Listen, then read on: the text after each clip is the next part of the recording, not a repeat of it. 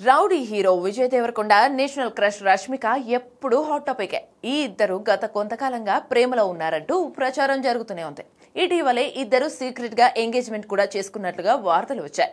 కానీ దీనిపై ఇప్పటి వరకు అటు రష్మిక కానీ ఇటు విజయ్ కానీ స్పందించలేదు.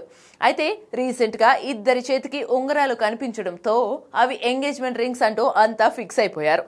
రష్మిక కూడా తను నటించిన గర్ల్ ఫ్రెండ్ సినిమా ప్రమోషన్స్ లో మాట్లాడుతూ మీరు ఏది అనుకుంటే అదే చెప్పాల్సిన సమయంలో చెప్తాను అని అనడంతో అధికారిక ప్రకటన ఒకటే ఆలస్యం అని అనుకుంటున్నారు. అయితే ఇప్పుడు విజయ్ రష్మిక పెళ్లి డేట్ తో పాటు వెన్యూ కూడా ఫిక్స్ అయినట్టుగా తెలుస్తోంది. వచ్చే ఏడాది ఫిబ్రవరి 26న వీరిద్దరూ వివాహ బంధంతో ఒక్కటి కాబోతున్నారట.